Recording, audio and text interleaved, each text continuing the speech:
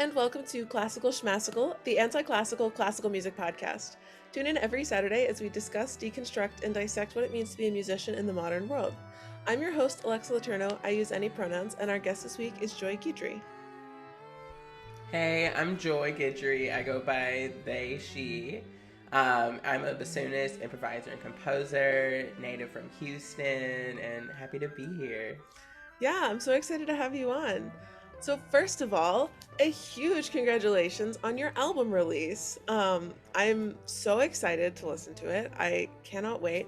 Can you talk a little bit about what the process has been like for you from first conceiving of this album to its release? Yes, firstly, thank you. It was very confusing at first. So I had just released my EP. Which was a pandemic project, and it's not something, I took it serious, but it wasn't like, this is going to start my career. Sure. And then it did. So, amazing. And then a label, White and Speculature Records, which this was released on, they reached out to me, and Ryan was like, hey, I love this. I want you to join and make an album with us. And I was like, oh shit. Okay. So, yeah, it was very much in the very back of my mind. I was like, oop, I have to make an album in 2021, release in 2022, it'll happen. And then it kept not happening, and I had ideas, but then I couldn't get the story together. And I was at my ex's apartment, and I don't know what was in the air in San Antonio, but I just wrote out the whole story there, and it all came together for the most part, and a lot changed. Everyone kept telling me, you need to be on Ableton. With the electronics that you want to do, the DAW that you use, I will not say. Just so, we don't get sued. But it just wasn't giving what I needed. So I switched over to Ableton, and I cried, a lot. Firstly, it was $500. Secondly, it was so confusing for me at first. But I got it, and I was very proud of myself. So, I knew what I wanted to say, and essentially I just let each track come, but I didn't work on them at the in order. So I had some old shit, Voice of the Ancestors a couple years ago. I knew I wanted that on there. Shout out to Garrett McQueen, because he really inspired me to put that on the album. So that, and the first two tracks, I knew I wanted something to go right into another track. I knew I wanted that practice at transitions. And that's because of Matsuna Roberts, Kelsey Lou, who else? Oh, my friend Cece or Duandita, and so many other amazing artists. Blood Orange. I just love that constant flow. Yeah. And just learning how to do that, and working with the mixing person and the person doing the mastering, Edwin and Marat, it all just really came together. But I knew the story I wanted to tell was from a deep place. I knew that I wanted to just really go there. I usually go there, but not so much in my music, not just straight up. So I was like, no, we're gonna do this. It's a debut album, go big, go home, bitch. So that's really how it came together, and just, busting my ass and trying to figure out where to record. And I was very thankful to be accepted again to the Atlantic Center for the Arts Fellowship. So they have a full studio there, and I did everything there. Oh, amazing. Yeah, recorded things via Zoom. Inner Child, because Jesse Cox was in Switzerland, I think. Yeah. And then the band, Alfredo Cologne, Nick Dunstan. Alfredo's in New York, Nick's in Berlin, Jesse, again, Switzerland. And Oli was with me. So I just got to record them right there. It was great. But, so it was just a lot. But once I had it all together, I was like, damn, bitch, you did that. So, It was amazing. Yeah, it was a lot of tears, but on the other side now, it's okay, I see how this happened. Yeah, for sure. And now I'm hearing what I've heard of your music. I really enjoy it, but I'm curious what's your relationship with notation? How do you usually write down your music? If it's written down, is it improvisatory? How do you conceive of that? And what is that like? Yes. So the only thing that is written down in this album is How to Breathe While Dying. Mm-hmm. The ending is fully written out. As well, essentially, like the melody and everything. So, but other than that, everything was improv. With this, like the second track, Face to Face, that was all improv on Ableton. And I was like, wait, like, what did I do? And I really liked it, so I kept it. I mean, I added in some things, but yeah, I was like, oh, that's really cool. I wouldn't know how to notate that, you know? Mm-hmm. So, but when it comes to writing music for other people, I used to do heavy graphic scores with not a ton of instruction, and mm-hmm. my mentors were like, this is really cool, but you do need to give a little more. Yeah. A text score, something. So I've learned, and now I do incorporate some written notation. Mm-hmm. So it really depends who I'm writing for, though. If I know I'm writing for someone who is just in their bag when it comes to improvising and just deciphering this kind of music, I'm going to give instructions, but I know they'll get what I'm saying without me having to kind of over-explain. But if I know people who are being adventurous and they want to get into this, I'm going to help them as much as possible, because the first time I improvised, I was terrified. So it's going to be scary regardless, but I just want to make it like as easy as possible. But yeah, I don't really, like, I don't see myself writing a piece mm-hmm. for orchestra. Like, it'd be cool, but I don't see that as something, just because, like, I don't really like writing out notation that way. Mm-hmm. It's really slow for me. Then you have to do the engraving and everything. But like some simple parts for, like, I'm writing this ambient thing. Mm-hmm. And writing stuff like that is super fun, because it's like, it's not so tedious. Yeah. So yeah, but graphic scores for me, I have synesthesia. So it's super helpful for me to compose with graphic scores. So I actually do them after I write the music. Okay. So I'll improvise, and then I'm like, okay, what am I seeing? And I'll write it all down. And then I'll go back. Sometimes I'll keep the original improvisation, but then I'll go back and like, ooh, I like this from here. I can rearrange it. It's like writing an essay. So, so that's like my relationship to it. I don't have any negative feelings about writing music out through Compose, but it's not gonna be my first go-to.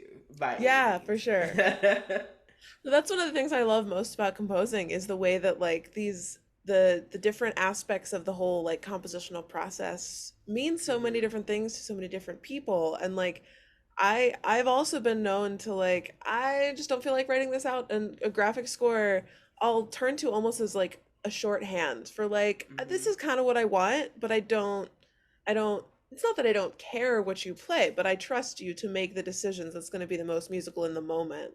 Exactly. But I haven't ever done a piece that's a fully just a graphic score. It's always been like incorporated in with traditional notation. So I'm curious, you touched on this a little bit, but when creating a graphic score, how is the relationship between like the performer and your music? I know you said you like write the music first and then interpret that through synesthetic connections. But is there ever a time when you're like, you're missing the point of this, like here's more what I was thinking, or what is that sort of like? Well, so I've only gotten one commission for someone I don't know. But for everything else, I write for my friends, or like we apply for a grant together or something. Mm-hmm. But sometimes it can get frustrating, but I love to talk shit and tell stories. So usually, like when we're in the call and everything, I try to be as descriptive as possible with what I want. So now I've learned to put that into the score just by talking. But or typing it out. But yeah, most of the time it doesn't really happen. Like, I think a perfect example is Why is Toxicity So Yummy? Which is on the album, and everyone I played it with are very skilled improvisers, amazing musicians. And I just told them, I was like, y'all, this is about my toxic ex. Mm-hmm. This is it. And I explained the whole story and everything, and I drew some stuff out, and it like literally could not be more, I don't know, it was just executed so well with just the interweaving of me and Alfredo, and only on top, and like you can hear the manipulation and the love trying to make it through. And then Nick Dustin just comes in on this major bass solo at the end, which I told him I wanted. I was like, I want you to destroy everything, and he did. So it was really, really cool. It was really cool to see that happen. I think that has been my favorite graphic score to come to life right now. But I wrote for the National Sawdust Ensemble, a trio from them, and that had a mix of improvisation and written out. And it was a super great process because all of them were improvisers, but some things I wanted like was a little confusing. So the rehearsal was also the workshop. So we just went through together, and they were like, is this what you mean? And I was like, actually, no, but what else can you do? And they just showed me, and I was like, what do I write down? You know? So I make it a collaborative process. I go in and I just make it really known, like, y'all, I don't have imposter syndrome about this, but there are things I do not know. So we just gonna work on this together because we have a tight time schedule. So I like to be really efficient and just put it out there. Like, I don't really know how to do this, so let's just get to it. But yeah, it's very interesting. I'm a little not scared. Scared's not the word, because he's amazing, but I'm writing this trumpet piece for this incredible trumpet player named Aaron. He's based in London, and he commissioned me through the I Foundation for the Lucerne Festival. And I have never heard of this person before in my life. So I went and did a deep dive on his playing, and I found out that he's a classically trained singer. So I just kind of took all of that and put it into this piece, and still didn't really conform how I write. But I just asked him, like, do you improvise? And he was like, yeah, you know, so. And I was like, okay, cool. Do you improvise like this? And he was like, you know? So with that, I made it a piece where there's a lot of freedom. So if I really don't know who you are yet, I mean, now this friendship is growing and it's always a kiki, but when we get to Switzerland in August, I'm just going to bring my bassoon and play with him. I sent a recording of me playing it, but I just know in person, we're just going to jam. I'm going to get more of his language. And the piece might change a little bit right there, and I have no problem with that at all. So it's really like, don't do any classical shit in here, pretty much, but take risk. Like, it is what it is. It's our piece. Like, I wrote it, my name's on it, but it's our piece. So it's gonna, so that's pretty much my relationship to that. If I don't know you, I don't like hand holding. I don't like that term, but we in this together. No, I think that's a really great way to approach that. And like the relationship between performer and composer is something that can be really, really special. And I love your approach to that in your practice. Thank you. Yeah. So having heard the first like track and a half or so of the album already, I was really struck by just how touching and emotional it was. I was sitting there just like, wow. It just sort of washed it. I mean, it was really an experience. And I'm curious, what was it like to put such personal, touching material onto a record and then releasing that out for the world to hear? So it's not my first rodeo with this. So for me, doing that wasn't a huge step for me. But I appreciate like reactions like yours. Like, it's like, what the fuck? Like my friend, Caitlin, who was also in here. She was like, how do you come up with this? I was like, girl, you know who I am. Like, you know how I talk. So I just knew I had something I wanted to say. And I was going to write more poetry as transitions and things. And I was like, that's not me. Who am I? Like, I'm a raunchy bitch. So, and I can be eloquent when I need to. I'm not code switch, but eloquent, you know, just like, if it's a family-friendly concert, I'm not going to be like, you know, this music fucking rocks. Like, I'm not going to do that. You'll be like, okay, guys, like, this is the sonic portrait I painted, and we'll see what you paint. But with this, I was like, no, this is mine. This is my coming out story. This is me. It's all about me. Fuck these people. So I just really went into it. And with that first track, it was a little painful to listen back to because, of course, last night I was like, how does it sound on Spotify? Because you can't really listen to it until it comes out, like, you know, the transitions and everything. So I was like, oh, I am happy with this. So But the second track, I will say, is very emotional. Like, it really comes from a place of just self-discovery, pain, but hope. Yeah. And it's very confusing. There's no time-based anything. There's a pacing to the big, like in the middle, but that's me facing myself once we get there. But then there's the shimmers of the harmonics on top, but it goes back and to the beginning material, and it just really represents like you're taking the journey into my radical acceptance, because this album is my story. You know, I want people to hear my story, and if you relate to it, that's beautiful. But I wanted to make sure that it's very clear that I'm telling the story from my perspective, you know? So, but I want other people to have their own journey and go into themselves and think about this material like, oh, well, how do I relate to it? But yeah, you are going into my soul, and it's very confusing. It's very murky. I mean, that's how it's been most of my life. But at the end, with the peace and harmony that happens within all of the dissonance, it's just me starting that work, me getting glimpses of hope. And just how quickly it can fade away now that the next track is about my childhood trauma, you know? So, but writing all of that is really difficult because I do fear some retaliation from like my parents, of them thinking like, I was a bad parent, you know, all this kind of shit. I feel like I feel like everyone goes through this, like you tell your mom, like, you know, can we talk about this thing that happened in my childhood? And it was like, do you think I'm a bad mom? And it's like, no. Like, I feel like some shit happened. It's like some things definitely happened. I don't think you're a bad mom. I love you. You're my mom. Sure. But so I was definitely afraid to tell that story because I was like, oh, Lord, she is going to just not be happy. But then I was just like, no. My mom told me about a year ago, we had a very difficult conversation about some stuff. And she showed me a way of love I've never been told before. Essentially, it was like, you need to live your life and not worry about other people's judgment and not worry about other people's perception of you, and all of this. And I was like, you damn right. So I changed my name and told everyone I go by they, them.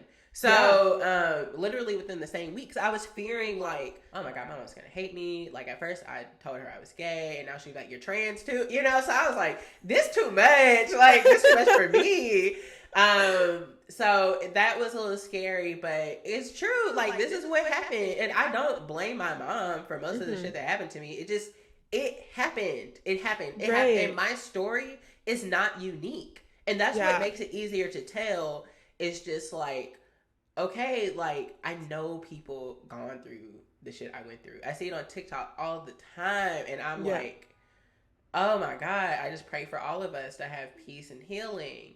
And you don't need to forgive your abuser. Like, you know, you don't need to do any of that. So, and I choose not to. Fuck that man. So, and all of that. So just going through the whole album and telling these stories and putting myself out there, it's just kind of always what I've done throughout my whole life. So I can't stop. It's how I make music. It's how I relate. But I will make very clear, I do not write music to like glorify or romanticize the shit I went through. That's why I don't put program notes in a lot of shit. Like if we talk about it beforehand, I'll be like, this is what this piece represents. But I don't believe the whole like you have to have trauma to write good music. That is the most unhealthy shit I've ever heard in my life. Very much so. I will say my sad music be banging. But, you know, I don't get, like, I'm not going to tell everyone, like, yeah, I was writing this and I was crying, you know. Or when I was writing Why Is Toxicity So Yummy, I was really heartbroken, you know. I had, like, just broken up with someone I really loved and had so much love for. They had so much love for me, but the shit was not working out. And I had to let it go. And I was up at 5 a.m. and just drawing and writing out lyrics and like writing poetry and just being like, fuck you, you know, all of this. And I shared that with the people who were very close to me and playing this piece. So, but outside of that, people don't need to, well, people are going to know now, but it is what it is. So, but yeah, I try to find healthy ways to open up. And I know if something is like too much, I've written a couple things, like some tracks that did not make it on this album. I was like, no, girl, like, this is too, like, people don't need to know this. Like, sure. Yeah. But it was cool. It was like a way of journaling, you know, and there was a piece, was it this? It was this out. No, it was one piece. I kind of blocked it out.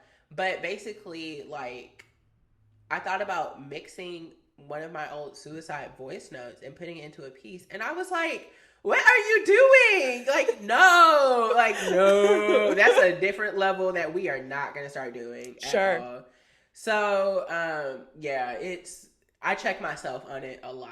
And I try not to overshare. I don't, because sometimes it can be overwhelming. When I put my post about me going by Joy now, I didn't comment on anyone's comments because it was too much. Like, people were like, you're a joy to be around. And I was like, I know this is coming from the best place. And I appreciate every ounce of the love you're giving me. But I can't. It's too cringe. Like, it's just like, it's too much. And it makes me nervous. Sure. It makes me really nervous. Or people wishing me happy birthday on Facebook. My mom's like, why are you liking them right now? It's like, because it makes me nervous. Like, I feel like I have to tell everyone thank you. But she was kind of like, you don't need to do that. So when I made my coming out post about my name, I was like, thanks, everyone. I think I just wrote the next day, like, thank you all so much. I was not about to individually go thank everyone. Because why am I thanking you? Am I thanking you for validating me? No. Right. So, and I know no one was trying to do that, you know? So, but yeah, with a lot of things, I just say what I have to say and I dip. So, yeah. But yeah, I like writing my stories out, and I've gotten more protective about what I'm actually going to put out. And if a track has a certain meaning and it's too close to me, I'll just make up a different story. Yeah. And be like, yeah, this is what this is about, you know? But my close friends really know what it's about. But yeah, there's some interviews that they'll read about my music and they're like, this bitch is lying, you know? But yeah, you don't, I mean, I feel like an artist, you can write something from a very deep place and you don't really have to tell everyone what it's really very much about. So, yeah. Think of Adele's 30 when people were on her live and they were like, so what's the album about? And she's like, babe, it's about divorce. You know, and that left it at that. This is what it's about. It was messy. You'll hear it in the album and that's that. So that's how I feel. It's like, if more interviews come from this, I'll be like, it's about trauma. And if they're like, what trauma? I'll be like, trauma. Yeah. All types, and leave it at that. I don't need to tell everyone what I've gone through. Yeah. So. I really resonate with that. And like, a lot of my music is depicting things that I've gone through as well, but I've kind of kept it more like instrumental and not, exactly. You know, there's something about adding voice where you're like, oh, how far are we going to go with this? Yeah. But right now I'm working on an opera that's semi-autobiographical, about my dad's murder. And like, that's a whole lot of things to go through. And every time I show my mom, I have to be like, now, you know, I'm fictionalizing you here. Like, this is not you. This is like, we built this up with my librettist. And there's like a certain amount of like, you just have to put up those boundaries, and it's a lot. But yeah, no, I really appreciate that perspective. I think it's really great. Thank you. Yeah. This is something that like I've been really interested in as well. I've done a bit of research on composers in the LGBTQ community and how their art and identity interact. And I'm curious what that looks like for you. And if because obviously you put a lot of yourself into your music, and what has that relationship been like over time? Yeah, I don't really see my music coming always from a queer place. Yeah. It comes from me, and I am queer, and I am Black, and I have a lot of pride in both of those things. Yeah. But yeah, I just never want to be performative, and no shade to the girls, but I see some pieces by like specifically white queer composers, and I'm like, this is forced, babe. Like, sure, what are you really trying to say? So yeah, like with the first track, I mean, it's very clear I'm talking about my identity and things like that, or and coming out. But how do I say this?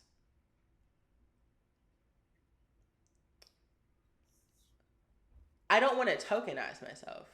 I don't want to just put my identity in there and not go into it and then just be like, yeah, I'm gay. And it's like, that's amazing. What else? So, and I wanted to represent community. With the Alphabet Mafia, as I call it, and Black Twitter calls it, you know, it's all about community and helping each other and building friendships. And, you know, it's talked a lot about, like, queer people, you try to make another queer friend, and a lot of times it leads to sex, you know, and it is hard sometimes to make platonic queer friendships, and I have them, you know, and it's great. But I see a very, very big difference between non-Black POC and Black and Indigenous queer music and art compared to white, like a very large difference. So I see the sense of community in the first, and I see the sense of individualism in the second. So yeah, I think, like, I love the question. But I think it is very complex. Sure. Very, very complex to kind of group us all into queer, because we are. But you know, there is a very big cultural aspect to queerness that in Black and brown spaces than in white. But I love seeing Black and brown Indigenous queer art. It's just telling so many stories, and it's not about Pete something. What's his last name? Buttigieg? Yeah. I don't.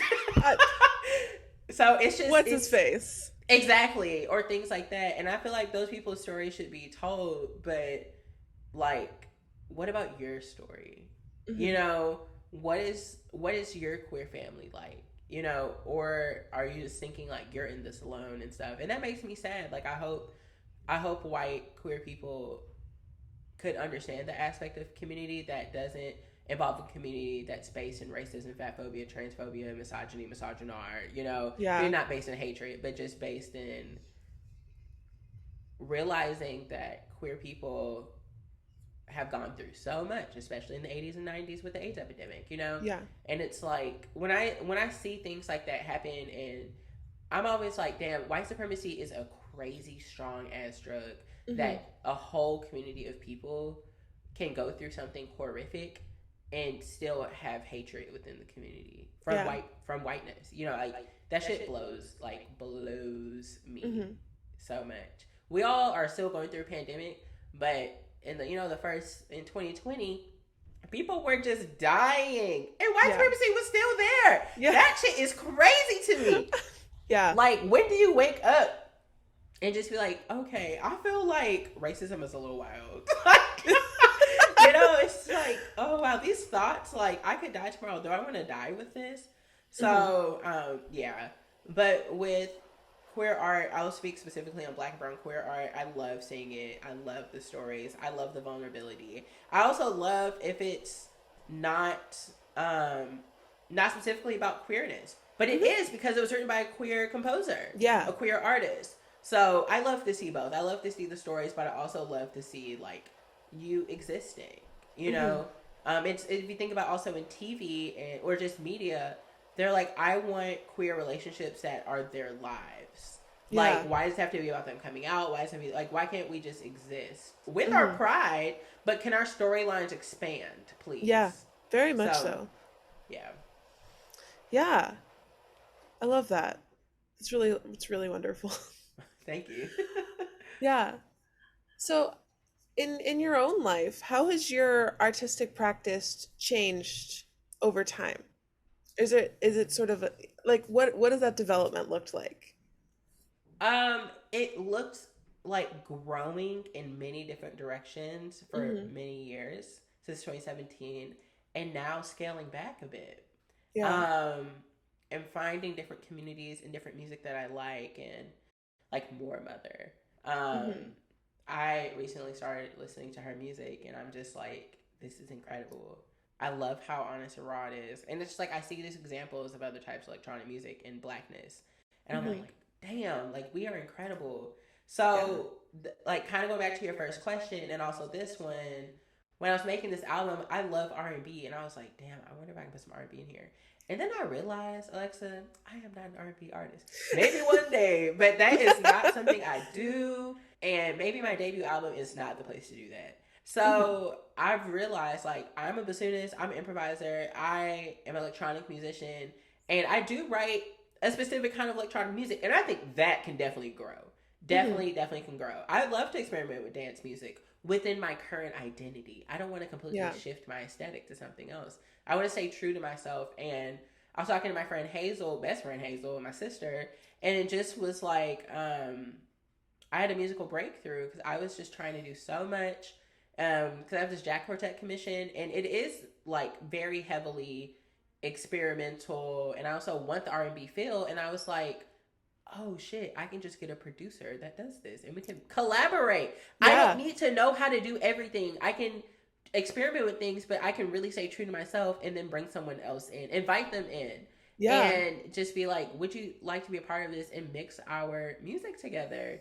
So it's grown in ways of like being way more open to collaboration and just really believing in my personal voice. The music I hear in my head is not going to be the music you hear in your head. That's why all of our music sounds different. And this is why I'm a large just wish and a hope and a dream that so many instrumentalists and conservatory, any kind of school, but I stick to conservatory because I mean it's where I went. I know that shit works.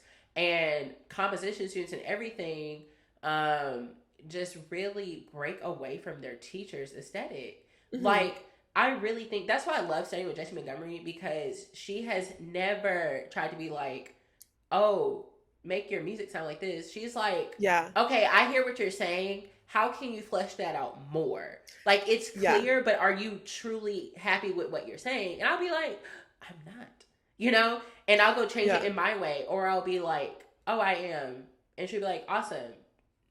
Period. You know? There's not a ton of push. Like, with written notation, she's definitely been pushing me to have more of it in certain pieces. And I'm like, oh, no.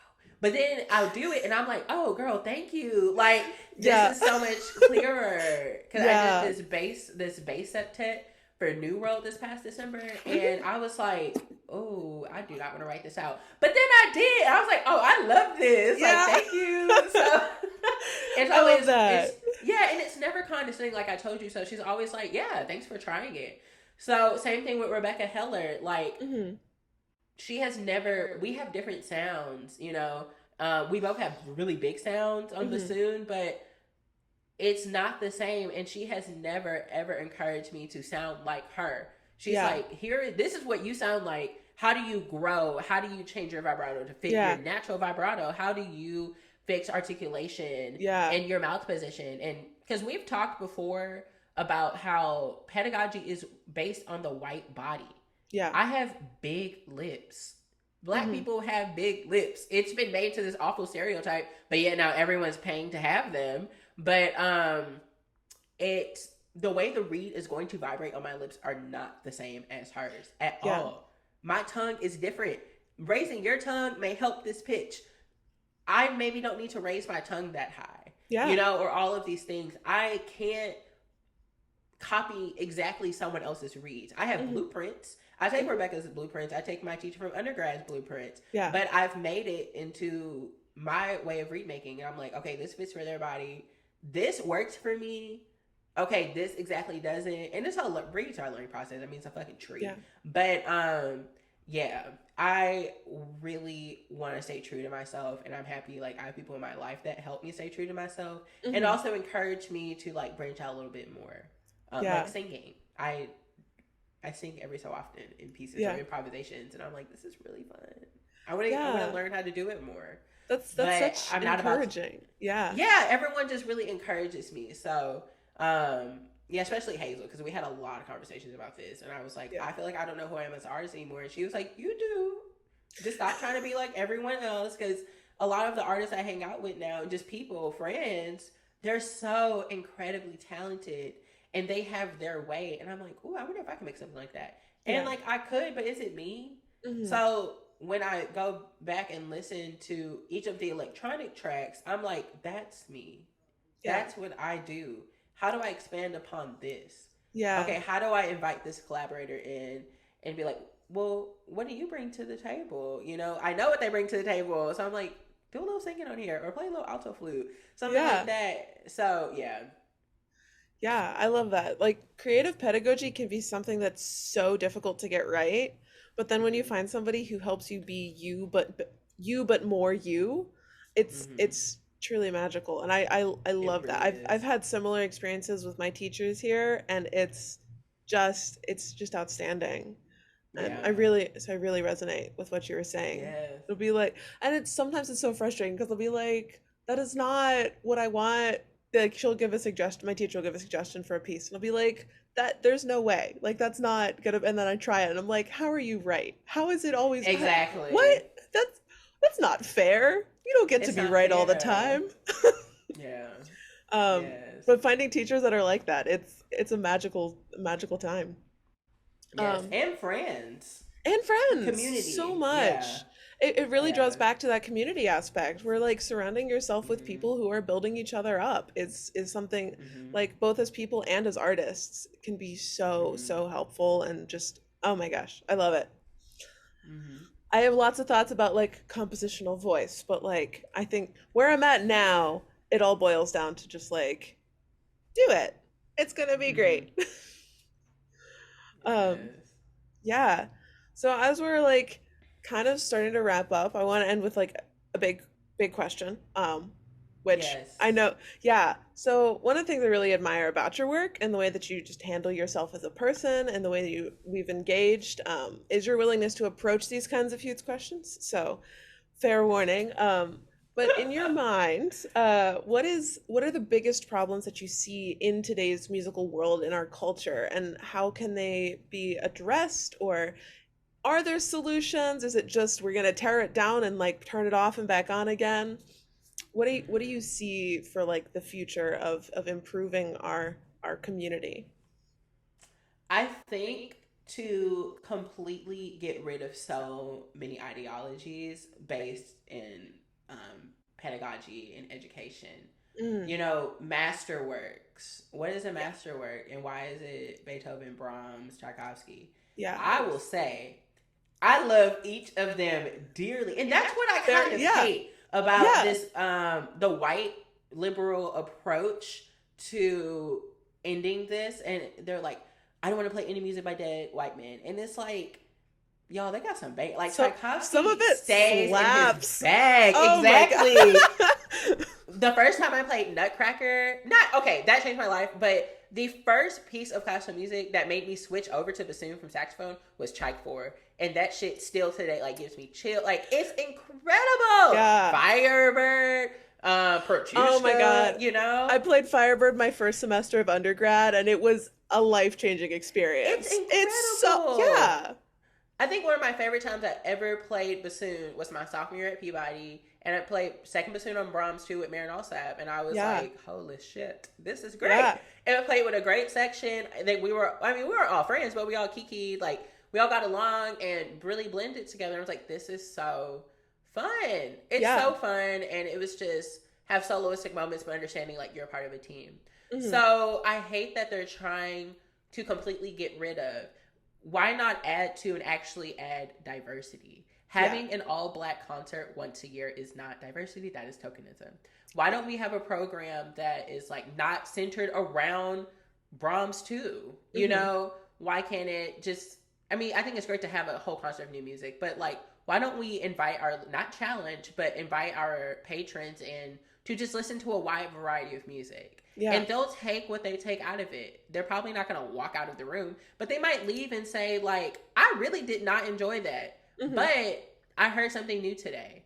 You know, someone left a comment on this, like, thread from the album release post. It was like, you know, this was difficult for me to listen to or challenge or whatever they said, because I really like melodies, but keep experimenting. And I was like, there's melodies in here, girl. But I see what you're saying. And, like, as much as I don't want to say it, I do appreciate you just going to listen. So, but I do think she could have kept that to herself. But that is beyond the point. So back to the question.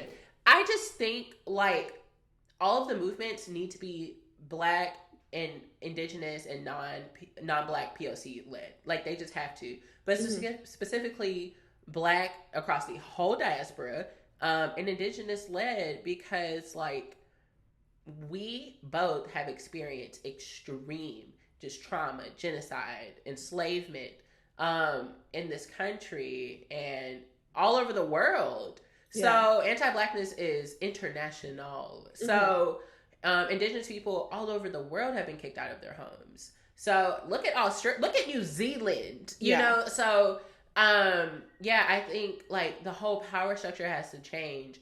And when people are like, we need to get rid of orchestras, and I'm like, well, why? Yeah. Like, what actually is the point behind that? Oh, we're doing a whole concert of women. You're doing a whole concert of white women. Oh, we talked about Informed I talked about it. But it's like, what are you doing? Like, y'all are just so fucking white. Like, just step to the side, give us the money, and we will fix it. Like, but breaking it all down and starting over again, I think is really important. I think it's really important to do that. And that takes so much money. But the money is definitely there. Boston Symphony has a lot of money. Philly has a lot of money. Let's redistribute that wealth completely. You know, what else?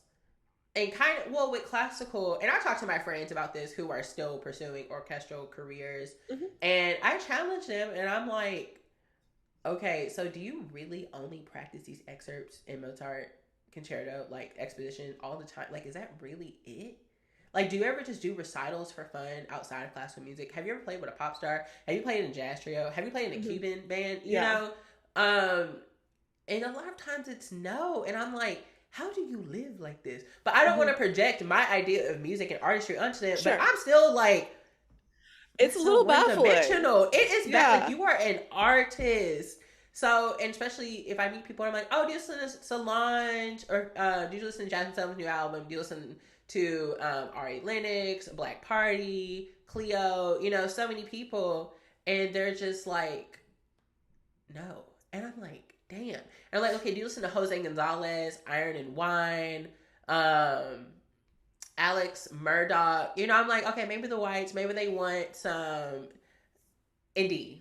I love indie music. I will listen to, White Fleet Foxes all day. I love it. And they're like, no. And I'm like, damn, do you listen to Metallica, like house music, anything? And they're like, no. And I'm like, oh my God, like, are you a lost cause? But they're not. But it's just this whole thing of teaching, like, to be a master at this. Ooh, I hate that word. To be very skilled at this, you need to just only do this. No, there's been so many times. What is a good example of an excerpt I think of? Oh, Scheherazade. Like, I love that solo on bassoon, and I don't really try to relate it to classical interpretation all the time. I mean, of course, I'm trying to win a job. I mean, I gotta do what I do. You gotta do what but you gotta do. kind of stay in that box a little bit. But I can add some stuff to the box, and like, it's such an expressive excerpt, and the whole piece is very expressive. And I'm like, okay, people have been like, why don't you play this with the sound of Pavarotti? And I'm like, I can relate to that. I mean, I listen to opera, but what if I related it to Beyonce, Shakira, anything else? And like, people think, like, they say that and it's like, ha ha ha. And I'm like, no, for real. Like, what about their artistry can I bring to this? You know, music is relatable, and sense of rhythm, in just so many ways, and flow, and all of this, and having the big picture. Because people want to all like talk shit about rap, and it's like, well, you try to make a banger. It's really hard. I haven't tried, but I've heard from people that are like, yeah, I gave it a go, and that shit was crazy. And I'm like, yeah, because you're saying it's so simple and all of this, and the lyrics are so simple, but it's not. There's a flow. There's everything to it. There's an energy. There's a persona. So I really try to capture other people's persona in these excerpts, and then I'm like, okay, I'm not going to try to be Beyonce. I'm going to be Joy. But, you know, let's look at this from different perspectives. And I think that really comes from teaching. And like in conservatory, it's, they put us through a lot. But They do. like my time at Peabody was mighty interesting, and I will leave it at that. Well, no, I'll say there was a lot of racism, but I'll leave it at that. But that school, I'm not gonna lie, I learned a lot. Like, Yeah. when I got to Manus, I was like, wow, they really set me up for a career. And I hate to say that, but they really did, you know. Yeah. And our ear training class, you know, shout out to Dr. Brown, is one of the reasons I graduated. And she used so many different kind of examples in ear training. Like for dictation, of course, I mean, it was like out of a book and stuff. Yeah. But a lot of examples weren't that, you know, and it was so important. And my ear, like writing down dictation wasn't necessarily my bag at all. I really struggled in ear training, but she helped me all the time. And she taught me really how to ask for help. And also, I know for a fact her training has helped me in improvising so much. And my ear is so much better now. I don't have perfect pitch. I barely have relative pitch. But a lot of times improvising, I'll just hit a note that the other person's playing and I'm like, was that luck? You know? Yeah. I'm starting to think it's not so much luck. And I love how her training just wasn't based so much in whiteness. And it's so important. So hire more people at these schools. Because people are getting jobs. There's a lot of people who are pop stars or make different kinds of art and music, and they also went to these schools and they took what they learned and moved away from it. But there's not enough of us in the program. But also it needs to be that way in every type of university, every type of training, just wide variety of examples, representation. And representation, I think, is the really big thing. Yeah. So you can't like just put a Black person into any space and be like, this is a reputation. It's like, well, what if they're a misogynist? You know, like, what if they're homophobic? Like, wow, and you just thought this was a good idea because they were Black. You know, it's like, that is insane. You really think that we're a monolith. So, bring us into the room. But also, I've started believing in, okay, do I want to be a part of your table? Do I want you to bring me a seat to your table? Or do I have my own table and I yell at you from my table? You know, like, fix this. You know, because I don't really want to be a part of that. Yeah. Now, look, if one of these conservatories is like, hey, we want to bring you on the faculty, I'll be like, see you there, you know. But we love a salary. But, you know, it is really interesting. And now that I'm going to be beginning my doctorate this fall, it's time to really gather my ideas for this dissertation. And like, okay, actually, how do I want to change it? Because I have a lot of ideas, but a lot of them aren't exactly centered. And I'm going to have 5 years to really do that, because a lot of my research is going to be, you know, fixing pedagogy for the non-neurotypical student or neurodivergent artist, because so much of curriculum, everything, attendance policy, everything is rooted in neurotypical people. So fixing that and really just reading more about child psychology, about the developmental ages of mental disorders, which is 18 to 24. But, you know, it's just really diving deeper. So when I do get a job, because I will, and I can actually bring these things to the room, and be more of a resource for myself as well. You know, I want to deeply know things, and for a while, I definitely should have read more about some things, and I think it would have changed my approach to some things. But mostly learning that, like, it's not my sole responsibility to fix the world. I also have a life to live.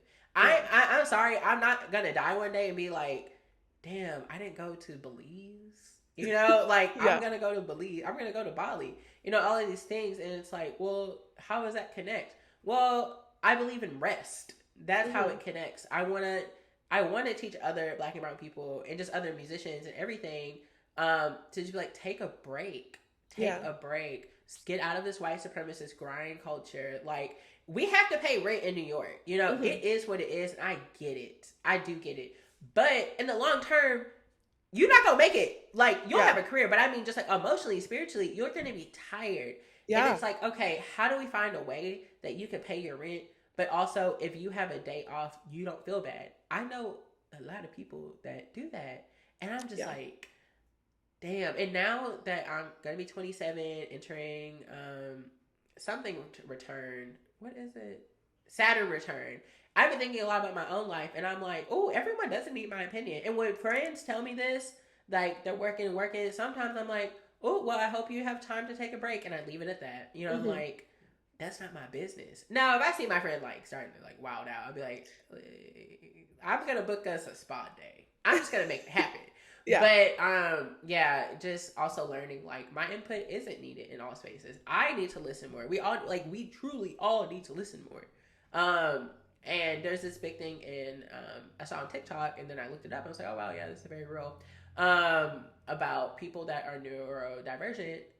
Not everyone, but there is a very real thing of like your brain naturally only like your first response to hearing people say something is to offer advice, offer help, find a solution. I am very much in that category. So I've had to learn recently to just listen, just shut up, actually listen. And when I feel people when I feel myself like wanting to scream it out, I'll just ask at the end, and I'll be like, is it like, how do you want me to support you? Like, do you want to just vent? Yeah. Is it okay if I offer something? Do you like, what do you want? And that has helped so many of my friendships. So yeah, I really think like we all need to read more and just listen to Black, Indigenous, trans women, you know, across the whole diaspora. We need to listen to the unheard. And people like to say the unseen, or like, I discovered this artist, and it's like, no, we've always been here. We didn't just grow. Yeah, like we've been around. You just had to open your eyes and your ears. Yeah. Exactly. So just listen to those who we know we need to listen to. People know who they need to listen to, and they just don't. So, and also for people to get honest with themselves and be like, do I actually want to fix racism? Because some people really don't. They really don't. They don't know what that looks like, because they know what they benefit from. And they're like, damn, if I fight for this, I really might lose my whole way of life. Yeah. So, yeah, I mean, I've seen a lot of composition competitions specifically open up and be like, Black people, Latinx people, Indigenous people, please apply to this, South Pacific Islander, and everything. And I'm starting to see less white people on these award panels. But I will also say when the judges are all white, there's not going to be a lot of us that win at all. There's a lack of perspective there. I remember seeing one competition where the idea was that there was going to be one winner from every inhabited continent, and then their winners were 2 North Americans and 1 European and 1 Asian. It was like, interesting. How did that work out? It is very interesting. Isn't that something? It's just at this point, or like composition competitions that are like, write for this specific ensemble and we'll see if you win. If you think I'm about to write a whole commission for you for free, you are out of your goddamn mind. Like, you are tripping. So it's just like, no, just have people submit shit, you know, and pick somebody. But asking people to specifically write a piece, ooh, I'm not gonna say their name, but you know, it's a very niche. It is a very niche ensemble, and I'm like, y'all are the only ones that exist for this. Oh yeah, and this is a damn shame. Yeah. So it's, I hate that. But I think overall, like, to really fix everything, people need to really ask themselves, like, okay, do I want to be a part of this change? Yeah. Am I by people, I mean white people, but not just white people, non-Black POC as well. Do I really want to be a part of this change? Or I really want to uplift people? Am I okay with losing things when other people actually get the chance and resources to do well? Yeah. And to like kind of wrap it up, as in music, what if all of those white Juilliard kids whose parents also teach at Juilliard, whose parents are in symphonies, parents who are, renowned pianists and everything, and they've always had that musical training, what if everyone who could not afford that, specifically Black, Brown, Indigenous people, had that same resource? Yeah. We would have so many more just artists out here that are find their talent and things at an earlier age because they had access to the training, you know? Mm-hmm.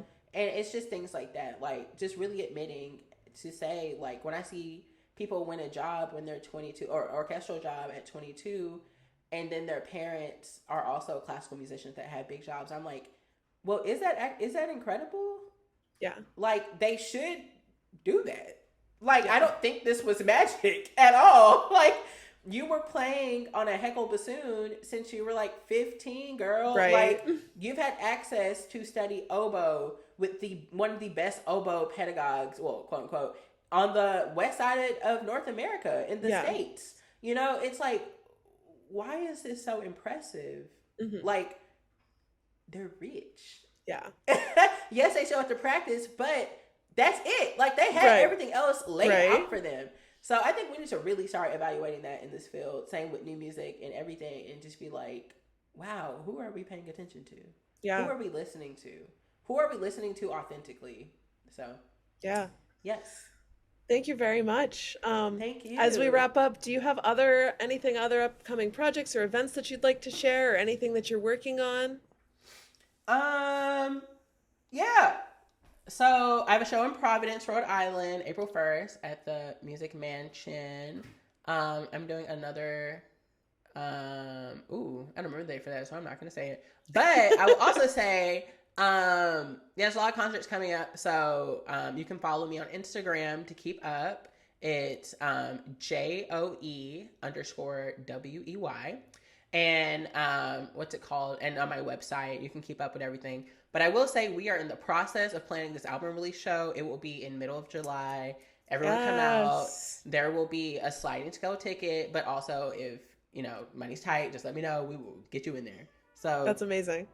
Please come out. Please go support the album. And thanks for having me. Well, thank you so much for being here, and thank you at home for joining us here at Classical Schmassical. If you enjoyed this show, there's plenty more where that came from, so make sure to like and subscribe so you don't miss an episode. And if you'd like to continue this discussion, please join the Discord linked in the description, or visit our Facebook page at facebook.com/classicalschmassical. That's Schmassical, SCHMASSICAL. And remember, as always, stay classy and questionably classical.